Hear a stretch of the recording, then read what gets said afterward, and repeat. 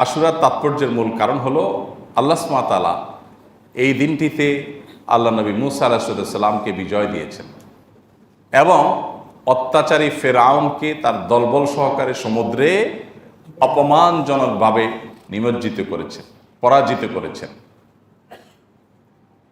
যে মানুষগুলো মাজলুম ছিল, নিষ্পেষিত ছিল, যুগ যুগ ধরে আল্লাহ সুবহানাহু ওয়া তাআলা তাদেরকে নাজাত এবং মুক্তি দিয়েছেন। এটা নাজাত এবং মুক্তির দিন, বিজয়ের দিন। এমনকি ইতিহাসের পরিক্রমায় তার হাজার হাজার বছর পরে এসে নবী করিম সাল্লাল্লাহু আলাইহি সাল্লামের, আমাদের নবী সাল্লাল্লাহু আলাইহি সাল্লামের ওয়াফাতের, তার মৃত্যুর প্রায় অর্ধ শতাব্দীর পর এসে তারই কলিজার টুকরা দৌহিত্র হোসেন রাদিয়াল্লাহু তাআলা আনহুকে যে সপরিবারে কারবালার প্রান্তরে নির্মমভাবে শাহাদাত বরণ করতে হয়েছে, সেটাও কিন্তু বিজয়ের ইতিহাস, পরাজয়ের ইতিহাস না। বিজয় কিভাবে? তিনি শহীদ হয়েছেন সপরিবারে, তাকে সপরিবারে শেষ করে ফেলা হয়েছে, কারণ তখনকার শাসক ইয়াজিদ তাকে প্রতিহত করতে নির্দেশ দিয়েছিল। যে ইয়াজিদ বলেছিল হুসাইন রাদিয়াল্লাহু তাআলা যেন আসতে না পারে এদিকে, তাকে যেন ঠেকানো হয় যে কোনো মূল্যে। এবং হুসাইন রাদিয়াল্লাহু তাআলার তাকে হত্যা করার জন্য ইয়াজিদ সরাসরি নির্দেশ করেছে নাকি করে নাই, এটা নিয়ে ঐতিহাসিক বিতর্ক আছে। কিন্তু এই ব্যাপারে কোনো বিতর্ক নাই যে হত্যাকারীদের কোনো বিচারের ন্যূনতম উদ্যোগ ইয়াজিদ গ্রহণ করে নাই। যদি সে এ হত্যায় তার কোনো সমর্থন না থাকতো, বরং এ হত্যায় সে অসন্তুষ্ট থাকতো, তাহলে তো তার এটার বিচার করার কথা। যাই হোক, সেটা ঐতিহাসিক আলোচনার বিষয়। মূল বিষয় হলো, আপনারা অনেকেই হয়তো জানেন, এত জুলুম করে, এত নির্যাতন করে প্রিয় নবী সাল্লাল্লাহু আলাইহি সাল্লামের দৌহিত্রকে হত্যার মতো এরকম দুঃসাহস এমন একজন মানুষ দেখিয়েছে যে নিজেকে মুসলমান দাবি করে, নবী সাল্লাল্লাহু আলাইহি সাল্লাম অনুসারী দাবি করে। আমি যার অনুসারী দাবি করছি তার দৌহিত্রকে সপরিবারে হত্যা করছি, কিসের জন্য? ক্ষমতা টিকিয়ে রাখার জন্য, জুলুম করবার জন্য। সেটা কতদিন টিকেছে জানেন? 4 বছর।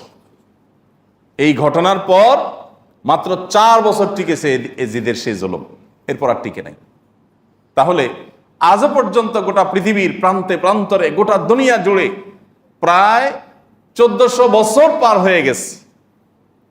এত বছর পর, 1400 বছরের চাইতে কম কিছুটা, 1300-1400 বছর পার হয়ে যাওয়ার পরও এখনো পর্যন্ত মানুষ চোখের পানি ফেলে হোসেন রাদিয়াল্লাহু তাআলা তার সপরিবারের জন্য। আর মানুষের রোশানল বদদোয়া হলো এবং মানুষের সকল আল্লাহ তাআলার কাছে অভিযোগ ফরিয়াদ হলো কাদের বিরুদ্ধে?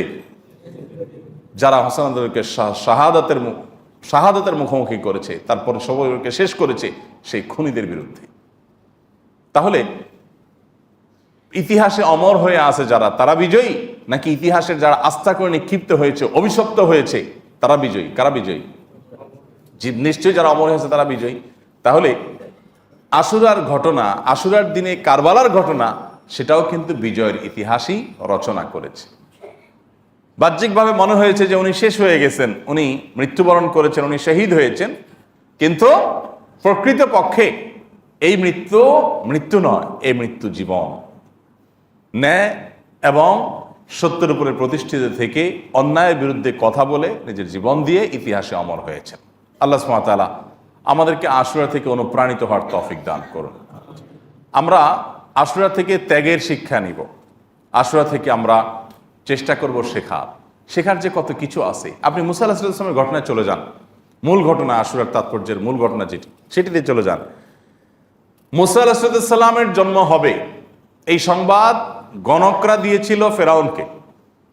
ফেরাউন নিজেকে আল্লাহ দাবি করেছিল, খোদা দাবি করে বসেছিল। গণকরা বলেছে আপনার শাসন এরিয়ার মধ্যে একটা শিশুর জন্ম হবে, সেই শিশু আপনার শাসন ক্ষমতা দখল করবে। বলে কি? আপনাকে ক্ষমতাচ্যুত করবে। ফেরাউন বলে সর্বনাশ, তাহলে কিভাবে সামলাবো? বলে যে এই শিশু কোথায় কার ঘরে জন্ম নিবে সেটা আমরা বলতে পারবো না, কিন্তু নিবে। গণকরা ওহির অনেক তথ্য চুরি করতে পারে শয়তানের সাথে যোগসাজশ করে, কোরআনের সে সম্পর্কে ডিটেল বিবরণও আছে। কিন্তু তো সেখান থেকে তারা তথ্য দিয়েছে, এবং তাদের তথ্য, এই অবৈধ তথ্য বা চুরি করা তথ্য সত্য হলেও এটাকে বিশ্বাস করতে ইসলাম নিরুৎসাহিত করে। এটাকে আবার কেউ দলিল হিসাবে নিয়ে আমরা গণকদের কাছে না যাই। আবার ওইটা গেলে 40 দিন পর্যন্ত ইবাদতই কবুল হবে না, বিশ্বাস করেন আর না করেন। যাই হোক, তো ফেরাউন যেহেতু অমুসলিম, নিজেই নিজেকে আল্লাহ দাবি করেছে, আল্লাহ বিদ্রোহী, তাহলে তার তো আর হালাল হারাম নাই, সে ঘরের কথা বিশ্বাস করেছে। যাই হোক, এবং এই কথা বিশ্বাস করে সে নির্দেশ জারি করলো যে আমার ক্ষমতার এরিয়াতে, আমার রাজ্যে যত শিশু আজ থেকে জন্মগ্রহণ করবে তাদের সবাইকে হত্যা করে ফেলা হোক, ছেলেগুলোকে সব, কারণ মেয়েরা তো ঝামেলা করবে না, ছেলেগুলো ঝামেলা করবে, এগুলো সবগুলো হত্যা করে ফেলা। হাজার হাজার শিশু হত্যা করেছে শুধুমাত্র নিজের জুলুমকে টিকিয়ে রাখবার জন্য। এই অত্যাচারী শাসক অন্যদেরকে পরাধীন করে রেখেছিল, বনি ইসরাইলকে পরাধীন করে রেখেছিল, তাদের স্বাধীনতা খর্ব করেছিল, তাদেরকে শৃঙ্খলে আবদ্ধ করেছিল গোলামীর। এবং সে জুলুমকে প্রলম্বিত করবার জন্য, দীর্ঘায়িত করবার জন্য বাধা হতে পারে, এই জন্য হাজার হাজার শিশু হত্যা করেছে। আল্লাহ সুবহানাহু ওয়া তাআলা দেখেন, আপনারা কোরআনে সূরা তাহাতে বিভিন্ন সূরাতে ডিটেইল পাবেন, আল্লাহু আকবার, যে মুসা আলাইহিস সালামের মা যখন দেখতে পেলেন মুসা ইসলামের মাত্র জন্ম হলো, এদিকে আশেপাশে সব শিশু হত্যার মহোৎসব চলছে। জন্ম হয়েছে খবর শুনলেই ফেরাউনের লোকজন এসে, তার দলবল সৈনিকরা এসে, তার বাহিনী এসে হত্যা করে ফেলত।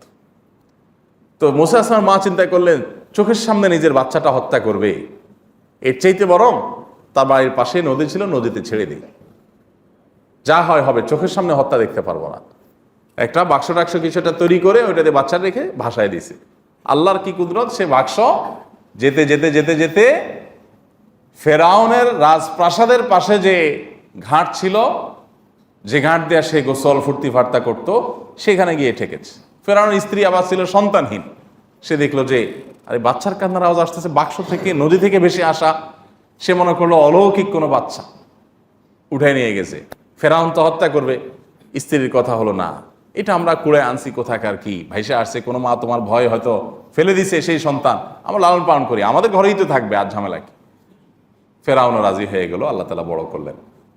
আর বড় করার পর অনেক ঘটনা কোরআনে বিবরণ এসেছে যে আপনার এ বাচ্চাকে পরীক্ষা করার জন্য ফেরাউন অনেকগুলো উদ্যোগ নিয়েছে, এর ভিতরে জ্বলন্ত আঙ্গার পর্যন্ত দিয়েছে, অনেক ব্যাপার স্যাপার আছে, অনেক ঘটনা আছে। যাই হোক, তো একটা পর্যায়ে মুসা আলাইহিস সালাম ফেরাউনের ঘরেই বড় হলেন। দেখেন, দুধ কলা দিয়ে খাইয়ে পুষিয়ে ফেরাউন বড় করেছে কাকে?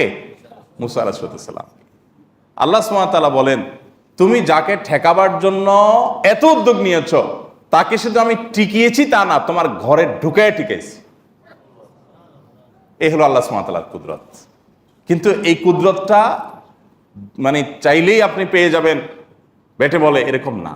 বহু অপেক্ষা করতে হয়, বহু প্রতীক্ষা করতে হয়। পৃথিবীর ইতিহাসে এরকম 2-4টা ঘটনা ঘটিয়ে আল্লাহ তাআলা কোরআনে সেগুলো দিয়ে দিয়েছেন আমাদের শিক্ষা গ্রহণ করবার জন্য। আমরা তো অনেকে একটু মেঘ দেখলেই পালায়া দৌড়াইতে চাই। আমি ন্যায় এবং সত্যের উপরে যদি প্রতিষ্ঠিত থাকি, তাহলে আমি আমার কক্ষপথে, আমি আমার লক্ষ্যপথে অবিচল থাকব।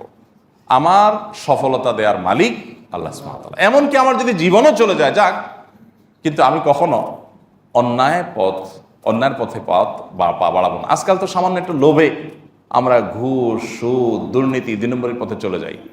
আমি মনে করি যে একটু অভাব অনটনের ভয়ে আমাকে এই পথে চলে যেতে হবে, আমি সরে যাই, লক্ষ্যপথ থেকে সরে যাই। অথচ আমি আমার পথে যদি টিকে থাকি, মুসা আলাইহিস সালামকে যেরকম আল্লাহ তাআলা বহু পরীক্ষা নেওয়ার পর, বহু সময় পার হওয়ার পর ঠিকই তাকে বিজয় দিয়েছেন, আর ফেরাউনকে নির্মমভাবে আপনার সমুদ্রে নিমজ্জিত করেছেন অপমানজনকভাবে, ঠিক একইভাবে অন্যায়কে আল্লাহ সুবহানাহু ওয়া তাআলা সবসময় পরাজিত করেন এবং করবেন। এখান থেকে শিক্ষা গ্রহণ করি, ন্যায়ের পথে চলবো, অন্যায়ের পথে চলবো, যত বাধা আসে আসুক। ওই যে বললাম, সমাজে ভাবসাব থাকবে না, কেউ জিজ্ঞাসা করবে না, দাম দিবে না, পুষবে না, তারপর আমি সততার উপর টিকে থাকবো। আল্লাহ তাআলা আমাদেরকে সেই তৌফিক দান। লেখা দেখে দেখে পড়েন, ইউটিউব থেকে দেখে দেখে পড়েন, কিন্তু পড়েন। বড় হৃদয়গ্রাহী ভাই, বড় মর্মস্পর্শী।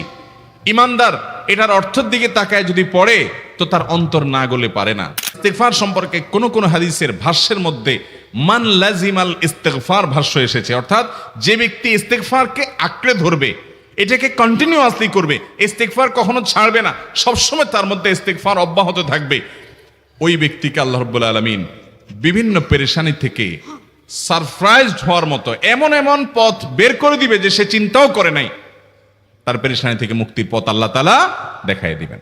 ইস্তেগফার কিভাবে করবেন ভাই? ইস্তেগফার এমন একটা আমল, এটা ছাড়া তো আমাদের উপায় নাই ভাই।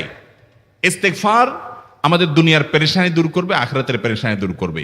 দুনিয়ার পেরেশানি আমাদের বিপদ আপদ মুসিবত এগুলো, রিজিকের অনটন অভাব এগুলা, আর আখিরাতের পেরেশানি হলো আমাদের পাপ গুনাহ এগুলা। কোরআনে কারিমে আল্লাহ রাব্বুল আলামিন সূরা নূহের মধ্যে আল্লাহ নবী নূহ আলাইহিস সালাম তার সম্পর্কে বলছেন, ফাকুলতু আস্তাগফিরু রাব্বাকুম ইন্নাহু কানা গাফফারা ইউরসিলিস সামাআ আলাইকুম মিদরারা ওয়া ইউমদিদুকুম বিআমওয়ালিন ওয়া বানিন ওয়া ইয়াজআল লাকুম জান্নাতিন ওয়া ইয়াজআল লাকুম আনহারা। তিনি বলেন, আমি বলেছি আমার জাতিকে তোমরা ইস্তেগফার কাছে ইস্তেগফারটা করতে থাকো। রুটি রুজি নাই, চাকরি নাই, ইনকাম নাই, ব্যবসা খারাপ যাচ্ছে, পেরেশানি হচ্ছে, ইস্তেগফার ধরো। কি হবে?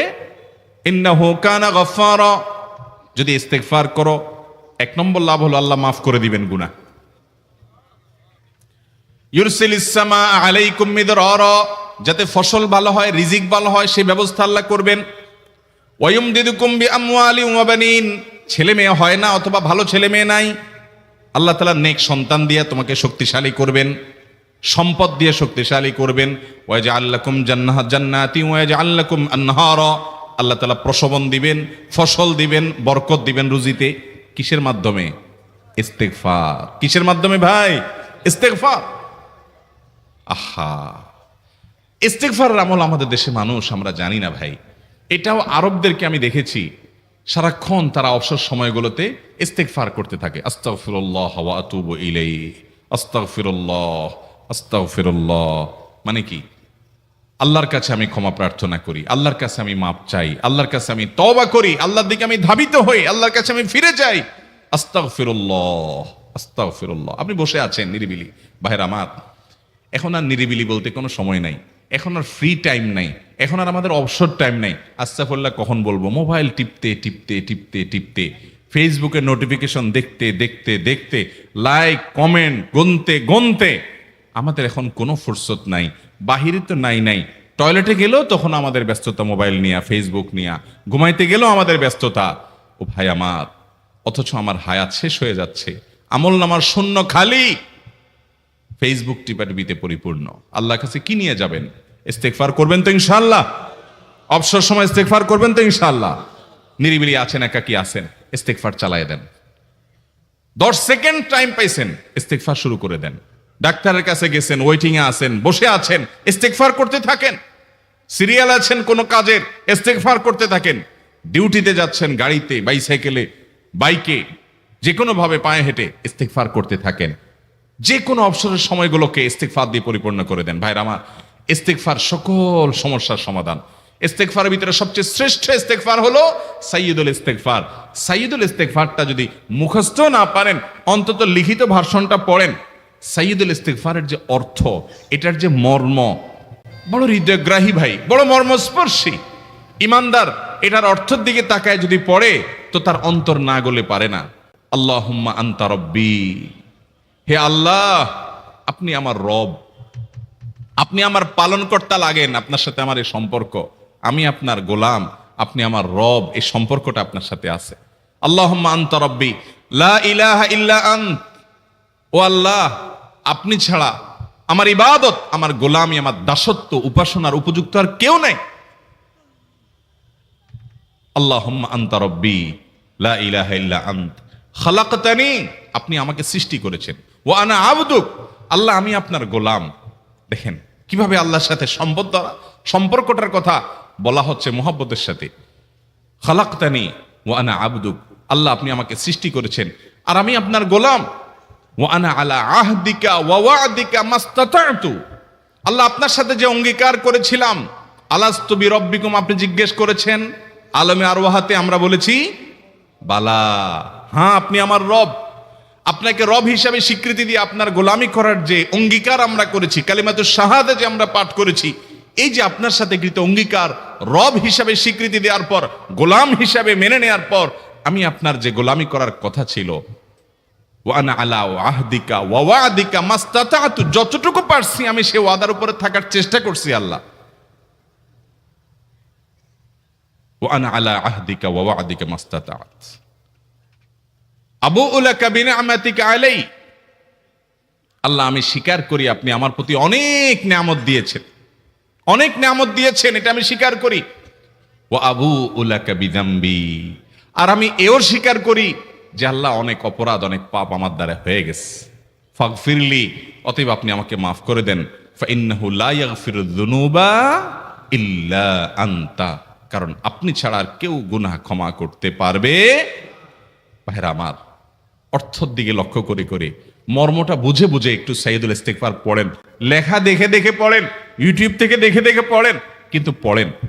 আল্লাহুম্মা আনতা রাব্বি লা ইলাহা ইল্লা আনত খালাকতানি ওয়া আনা আবদুকা ওয়া আনা আলা আহদিকা ওয়া ওয়াদিকা মাস্তাতাতু আউযু বিকা মিন শাররি আবুউ লাকা বিনিআমাতিকা আলাইয়া ওয়া আবুউ লাকা বিযামবি ফাগফিরলি ফাইন্নাহু লা ইয়াগফিরুয যুনুবা ইল্লা আনতা। এটা হলো বড় ইস্তিগফার। এত বড় ইস্তিগফার পড়তে পারেন না, কোনো পেরেশানি নাই, কোনো অসুবিধা নাই। সবচেয়ে ছোট ইস্তিগফার হলো আস্তাগফিরুল্লাহ আস্তাগফিরুল্লাহ আস্তাগফিরুল্লাহ। আল্লাহ আপনার কাছে ক্ষমা চাই, কত ভুল হয়ে যায়, কত অন্যায় হয়ে যায়। ভাইরা আমার, এটা হলো রিমুভার। ভুল করে কিছু লিখছেন, রিমুভ করে ফেলছেন, শেষ হয়ে গেছে। আপনি ঘন ঘন ইস্তিগফার পড়তে থাকেন, অগণিত ভুল হয়, অগণিত ত্রুটি হয়, বারবার ইস্তিগফার এগুলোকে সবগুলোকে শেষ করে দেয়। ভাইরা আমার, নিরাপত্তা এনে দেয়। আল্লাহ কোরআনে কারিমে বলেছেন যে আপনার রব আপনার কওমের প্রতি আযাব নাজিল করবেন না যদি আপনি থাকেন, আর যদি তারা ইস্তিগফারে রত রাখে তাহলে গণ আযাব আল্লাহর পক্ষ থেকে আসবে। অতএব ভাইরা আমার, ইস্তিগফার বেশি বেশি করতে হবে। 6টা আমল, 6টা জিকির দোয়া হলো শত শত হাজার দোয়া এবং জিকিরের সান্নিধ্যাসের।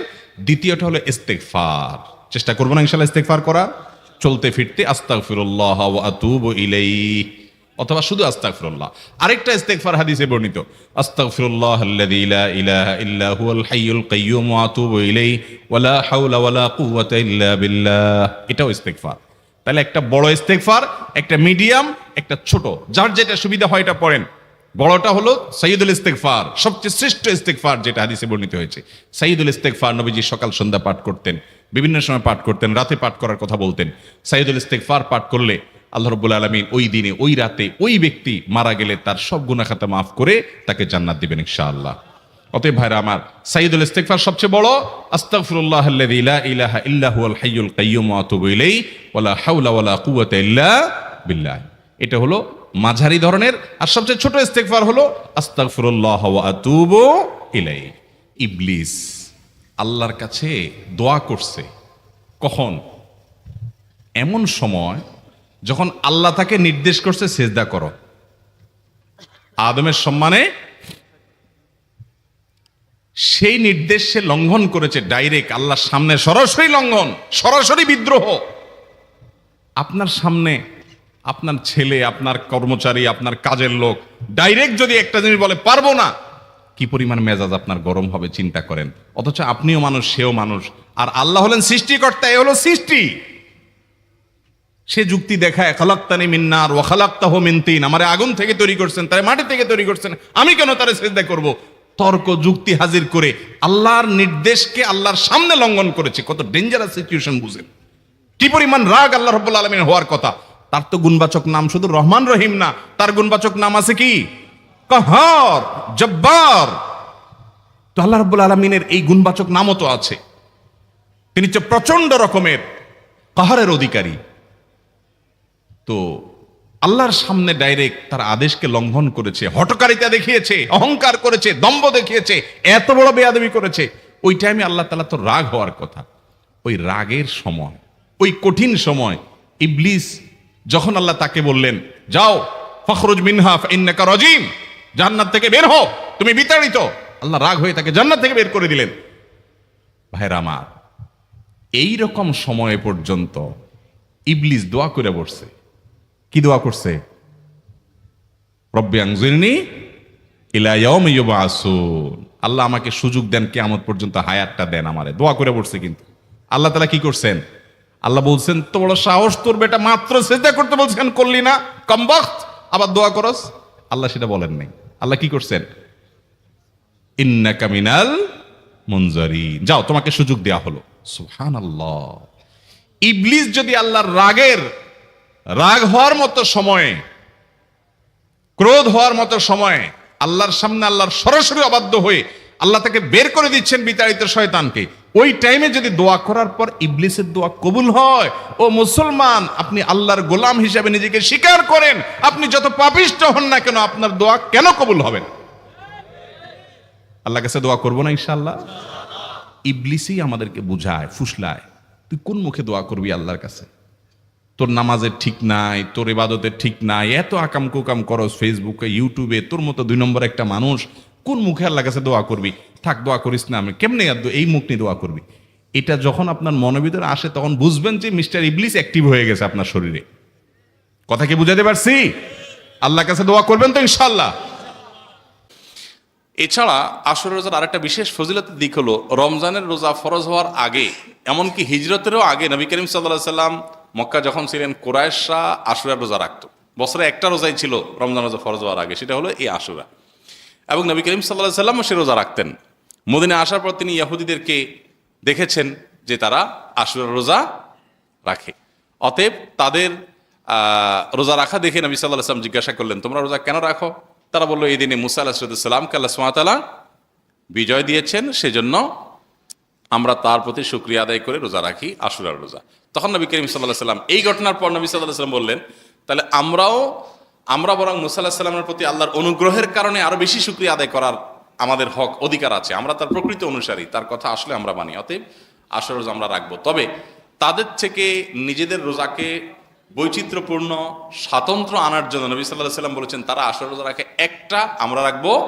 কারণ নবী সাল্লাল্লাহু আলাইহি সাল্লাম তার জীবনের শেষ বছর বলেছিলেন যে আমি যদি পরবর্তী বছর বেঁচে থাকি তাহলে লা সুমান্নাত তাসিআ ওয়াল আশির, তাহলে মুহররমের 9 এবং 10 এই 2 দিন রোজা রাখতাম।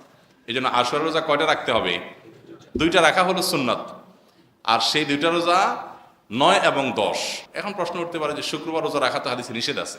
এর উত্তর হলো যে শুক্রবারকে শুক্রবার হিসেবে রোজা রাখা নিষেধ, কিন্তু শুক্রবারে অন্য কোনো অকেশন এসে পড়লে, রমজান মাস শুক্রবারে পড়লে আপনি রোজা রাখবেন না।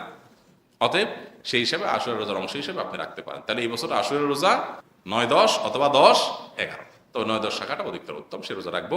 আল্লাহ সুবহানাহু ওয়া তাআলা আমাদেরকে আমলের তৌফিক দান করুন। মুহররম মাসের সবচেয়ে দামি আমল কোনটি? মুহররম মাসের সবচেয়ে দামি আমল, মুহররম মাসের একমাত্র রুটিন আমল হলো বেশি বেশি নফল রোজা রাখা, মানে বিশেষ আমল এই মাস উপলক্ষে। অতএব নফল রোজা বিশেষ করে রাখবেন, যে যতটুকু পান, এটাই এই মাসের আমল। আশুরার করণীয় বর্জনীয় সম্পর্কে জানতে চাই। 10ই মুহররমকে আশুরা বলা হয়। 10ই মুহররমকে কি বলা হয়?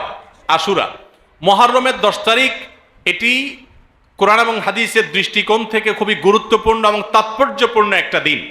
সারা বছরের ফজিলত এবং মর্যাদাপূর্ণ কয়েকটা দিনের একটা হলো আশুরা।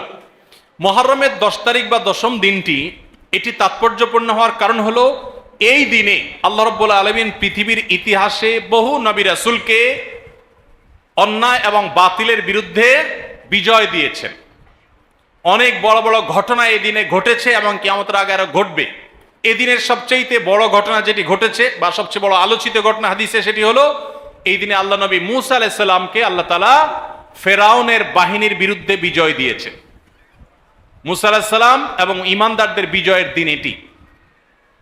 আশুরার 10 তারিখ বা মুহররমের 10 তারিখ বা আশুরা, এটি হলো বিজয়ের দিন মূসা আলাইহিস সালামের এবং বনী ইসরাইলের। ফেরাউন তাদেরকে ধাওয়া করেছে, আল্লাহ তাআলা তাদের জন্য নীল নদে, আল্লাহ তাআলা তাদের জন্য নদীর উপরে রাস্তা করে দিয়েছেন। সেই রাস্তা তারা পার হয়ে গেছেন অলৌকিকভাবে। আর ফেরাউন তার বাহিনী সহ তাদের অনুসরণ করতে গিয়ে মাঝ নদীর দিকে নিমজ্জিত হয়েছে। এখনো ফেরাউনের লাশ মিশরের পিরামিডে আছে। আল্লাহ বলেছেন, ওয়াকাযালিকা নুনাজ্জিকা লিবাদানিকা লিতাকুনা লিমান খালফাকা আয়া, তোমার দেহকে, হে ফেরাউন, তুমি যে অহংকারী ছিলে, তোমার দেহকে কিয়ামত পর্যন্ত আমি রেখে দিব, নষ্ট হতে দিব না, যাতে পরবর্তী প্রজন্মের কাছে তুমি শিক্ষার বিষয় হও, তোমাকে দেখে শিক্ষা নিতে পারে যে আল্লাহ দ্রোহীদের শাস্তি কি হয়, যত বড় পাওয়ারফুলি হোক না কেন। তো যাই হোক, সেই আশুরা হলো মুহররমের এই 10 তারিখ। সেই আশুরা, এটার সাথে মুসা আলাইহিসসালামের বিজয় জড়িত, ফেরাউনের পরাজয় জড়িত, হক এবং বাতিলের দ্বন্দ্বের মধ্যে চূড়ান্ত এবং শেষ বিজয় হকের হয়, সেই শিক্ষা আশুরা আমাদেরকে দেয়। আশুরা উপলক্ষে আমাদের করণীয় হলো 2টা রোজা রাখা। সবচেয়ে উত্তম হয় 9 এবং 10 রাখা। কেন উত্তম?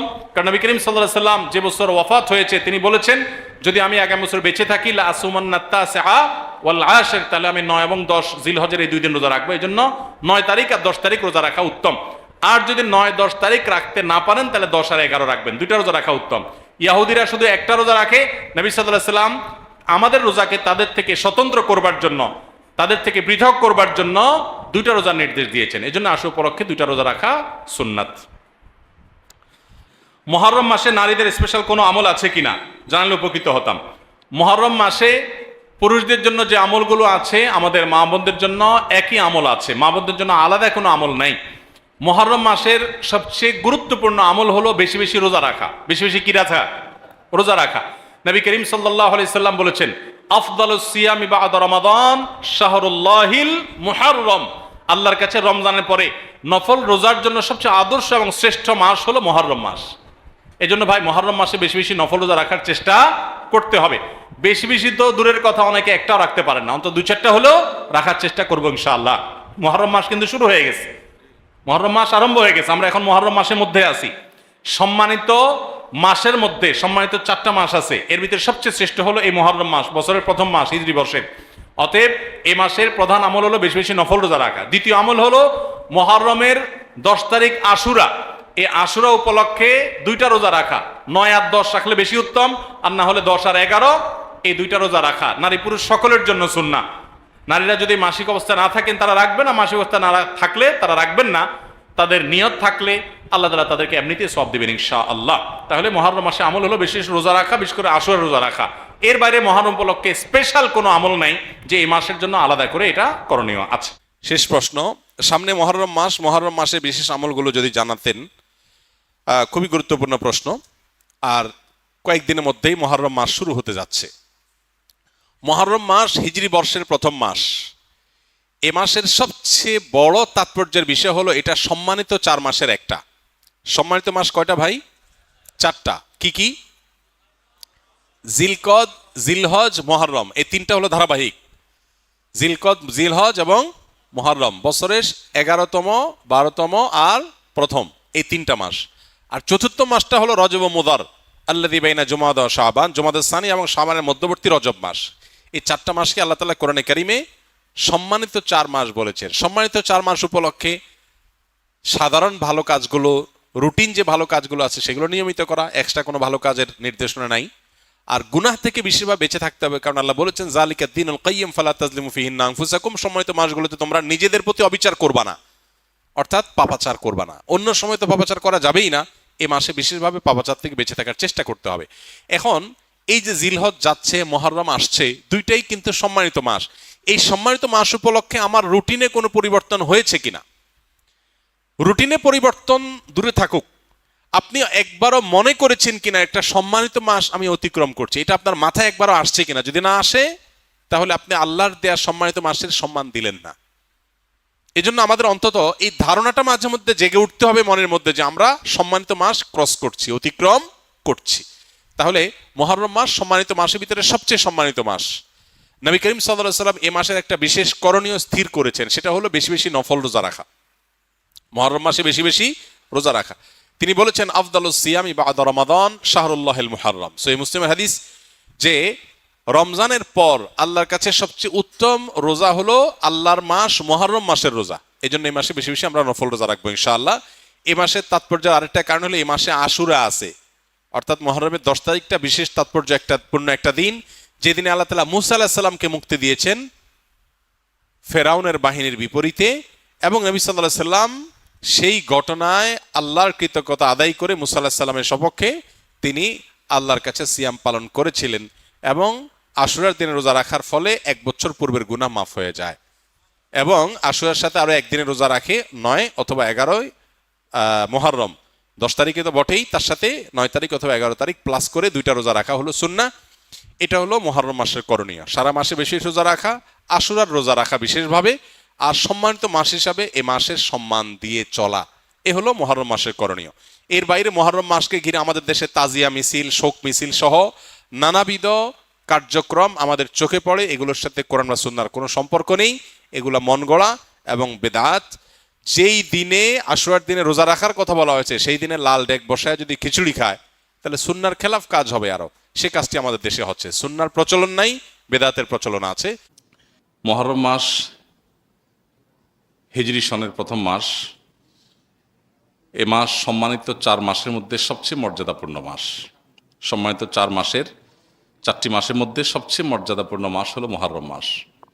মুহররম শব্দের অর্থ হলো সম্মানিত, নামই যার পরিচয়।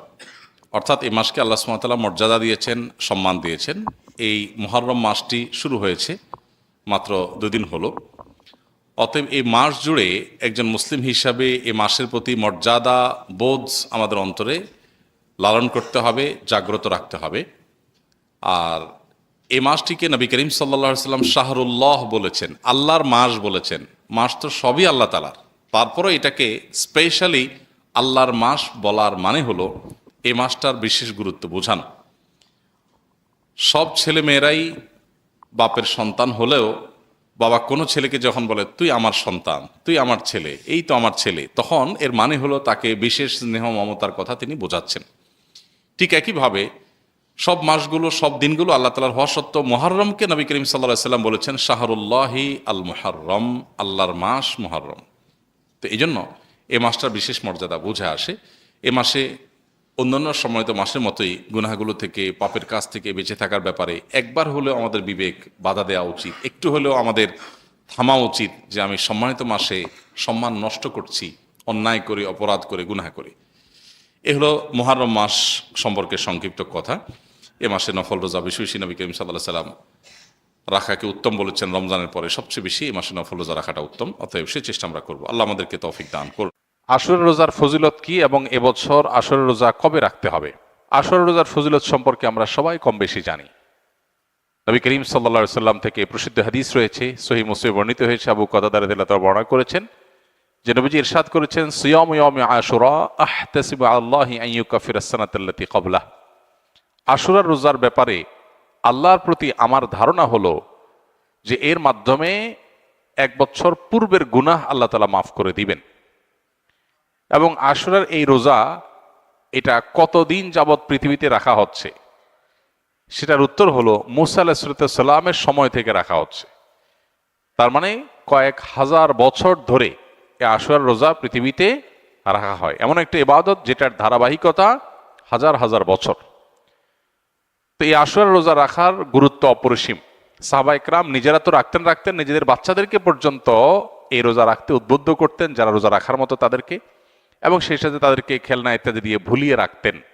এটা ছিল নবী সাল্লাল্লাহু আলাইহি সাল্লামের, সাহাবা ইকরামের সুন্নাহ। সেজন্য আশুরা রোজা আমরা রাখার চেষ্টা করব ইনশাআল্লাহ। এই বছর আশুরা রোজা আমরা কখন রাখব, সেটার উত্তর হলো আজ বাংলাদেশে এবং এ অঞ্চলে যেহেতু একদিন পরে চাঁদ দেখা যায় মিডিল ইস্টের তুলনায়, শুক্রবার সন্ধ্যার পরে 9 মুহররম শুরু হয়ে যাবে। আর আশুরা রোজার মধ্যে সবচেয়ে উত্তম হলো 9 এবং 10 মুহররম রোজা রাখা। 10 মুহররম আশুরার দিন, আশুরা মানেই হলো মুহররমের 10 তারিখ বা 10ম দিন। অতএব সেটা তো আছেই, সেটা আগামী রোববার মুহররমের 10 তারিখ হবে। শনিবার দিবাগত রাতে সারিখে আমরা মূল রোজা আশুরা রোজাটা রাখবো ইনশাআল্লাহ। আর সাথে 9 তারিখকে প্লাস করে রোজা রাখলে সেক্ষেত্রে আজকে দিবাগত রাতে আমাদেরকে সারি খেয়ে আগামীকালকে শনিবার রোজা রাখতে হবে, অর্থাৎ 9 এবং 10। তাহলে শুক্রবার দিবাগত রাত, আজ শুক্রবার দিবাগত রাতে আমরা সারি খেয়ে কালকে রোজা রাখবো ইনশাআল্লাহ। আবার আগামীকাল দিবাগত রাতে সারি খেয়ে তারপরের দিন রোজা রাখবো। তাতে 9 জিলহজ এবং 10 জিলহজ দুইটা রোজাই আদায় হয়ে যাবে ইনশাআল্লাহ। কারণ যদি কালকে রোজা রাখা সম্ভব না হয়, তাহলে তিনি শনিবার দিবাগত রাতে খেয়ে রবিবার রোজা রাখবেন, সেটা হবে আশুরার মূল রোজা। আর রবিবার দিবাগত রাতে সারি খেয়ে সোমবার তিনি রোজা রাখবেন, তাতে হবে আপনার 11 জিলহজের রোজা।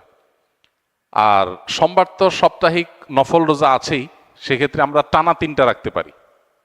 শুক্রবার দিবাগত রাত, শনিবার দিবাগত রাত, এই দুইটা আশুরা। আর রবিবার দিবাগত রাত হলো কিসের? সোমবারের সাপ্তাহিক নফল রোজা। তাহলে টানা 3টা রোজা হয়ে গেল। আর যদি কেউ একের ভিতর 2 চান, মানে শর্টকাটে, তাহলে সেক্ষেত্রে শনি আর রবি রাখলে রোববারেরটা ডাবল নিয়ত করতে পারেন। 11ই মুহররম হিসাবে রোজা, আবার সোমবারের রোজা, দুইটা সবই একসাথে পাওয়া যাবে। আর যদি কেউ 3টা রাখেন তাহলে তার সব বেশি, এটা বলার অপেক্ষা রাখে না। অতএব আশুরা রোজাগুলো আমরা রাখার চেষ্টা করবো ইনশাআল্লাহ। এদিন আল্লাহ রাব্বুল আলামিন মুসা আলাইহিস সালামকে বিজয় দিয়েছেন, সত্যের বিজয় দিয়েছেন। আর অসত্য বা ফেরাউন বাহ্যিকভাবে শক্তিশালী মনে হলেও দীর্ঘদিন অহমিকার সুযোগ আল্লাহ তাআলা ছাড় দিয়ে একটা পর্যায়ে তাকে চরম পরিণতি বরণ করতে বাধ্য করেছেন। সেই ঐতিহাসিক দিন আল্লাহ নবী মুসা আলাইহিস সালাম সেটার জন্য আল্লাহর কাছে শুকরিয়া আদায় করে তিনি রোজা রেখেছেন এবং তার অনুসরণে আমরাও রোজা রাখি। এবং ইয়াহুদীদের রোজার চাইতে আমাদের রোজা যেন ভিন্নতর হয় সেজন্য আমরা 2টা রোজা রাখি। এবং সেই 2টা রোজার ভিতরে সবচেয়ে উত্তম হয় 9-10, 9-10 না পারলে 10-11, এই 2টা ধাপের রোজা। আর যদি সেটার কোনোটাই সম্ভব না হয়, শুধু একটাই রাখতে পারে, তাহলে 10 তারিখের রোজাটাও রাখা যেতে পারে, যদি অনেক কোনো সেটাকে নিষেধ করেছেন। আশুরা উপলক্ষে কি কি আমল করব? আশুরা উপলক্ষে সর্বপ্রথম এবং প্রধান আমল হলো রোজা রাখা, যেটা আমরা এতক্ষণ বললাম। মুহররমের 10 তারিখ এবং তার সাথে 9 তারিখ, এই 2টা রাখা উত্তম। কারণ নবী সাল্লাল্লাহু আলাইহি সাল্লাম বলেছেন, যদি আমি আগামী বছর বেঁচে থাকি তাহলে আমি 9-10 রোজা রাখবো। এই জন্য 9-10 রাখাটা উত্তম, এটা নবীজির স্বপ্ন ছিল, আকাঙ্ক্ষা ছিল। আর না হলে 10-11 রোজা রাখা, এটা হলো আশুরার প্রধান আমল। দ্বিতীয়ত, আশুরার এই দিবসের শিক্ষাটা গ্রহণ করা, এটা নিয়ে খুব বেশি আলোচনা হয় না। আলোচনা হয় শুধু আশুরার রোজা নিয়ে, ইতিহাসও আলোচনা হয়, কিন্তু আশুরার চেতনা কি, আশুরার শিক্ষা কি, আশুরা আমাদেরকে কি বার্তা দেয়, সেটা নিয়ে আলোচনা হয় না। সেটা আমরা আজকে আলোচনা করার চেষ্টা করেছি আলহামদুলিল্লাহ। অতএব আশুরা উপলক্ষে প্রতি বছরই আমাদের এই শিক্ষাটা ধারণ করা দরকার যে সত্যের বিজয় হবেই হবে 2 দিন আগে আর 2 দিন পরে। আর অসত্য এবং বাতিল লাঞ্ছিত, অপমানিত, পরাজিত, নিমজ্জিত হবেই হবে, সেটাও 2 দিন আগে বা পরে। ফেরাউন শক্তিশালী ছিল, ফেরাউন ক্ষমতাবান ছিল, জালিম ছিল, তাই বলে তার পক্ষাবলম্বন সত্যের অনুসন্ধানে মানুষরা করে নাই। মুসা আলাইহিস সালাম দুর্বল ছিলেন, তার অনুসারী বনী ইসরাঈলও দুর্বল ছিলেন, তারা শোষিত ছিলেন। আর ফেরাউন শোষণকারী ছিল। এই দুইয়ের মধ্যে আল্লাহ তাআলা চূড়ান্ত হাসি, শেষ হাসি, চূড়ান্ত বিজয় এটা দান করেছেন কাকে? মুসা আলাইহিস সালামকে। অতএব সত্যের বিজয় হয় 2 দিন আগে আর পরে। এই চেতনা, এই শিক্ষা মাথায় রেখে যদি আমরা চলি, আমরা সত্যের সাথে থাকবো, সেটা দুর্বল হলেও সত্যের সাথে থাকবো, সংখ্যায় কম হলেও। আমি শুধুমাত্র শক্তি, সামর্থ্য, দল, গ্রুপ, মতাদর্শ এগুলো দেখে, জোয়ার দেখে আমি চলবো না, আমি আদর্শের ভিত্তিতে চলবো। এই শিক্ষাটা আমাদেরকে আসলে দিয়ে থাকে। অতএব সেই শিক্ষাটা আমরা ধারণ করার চেষ্টা করব ইনশাআল্লাহ। আশুরা উপলক্ষে একটা হাদিস, যে হাদিসকে ইমাম তিরমিজি রাহিমাহুল্লাহ বিশুদ্ধ বললেও, হাসান বললেও, অন্য ইমামরা অনেকে জয়ীফ বলেছেন, সেটা হলো এই দিনে আল্লাহ তাআলা আল্লাহর বান্দাদেরকে মাফ করার ইতিহাস আছে। অতএব পরবর্তী জাতিরাও আল্লাহর কাছে তওবা করলে এই দিনে তওবা কবুল হবে, আল্লাহ তওবা করবেন, কবুল করবেন। তো সেই হাদিসের উপর ভিত্তি করে কেউ আল্লাহর কাছে এই দিনে ইস্তেগফার এবং তওবাও করতে পারে, যেহেতু নফল আমল, এটা চাইলে কেউ করতে পারেন।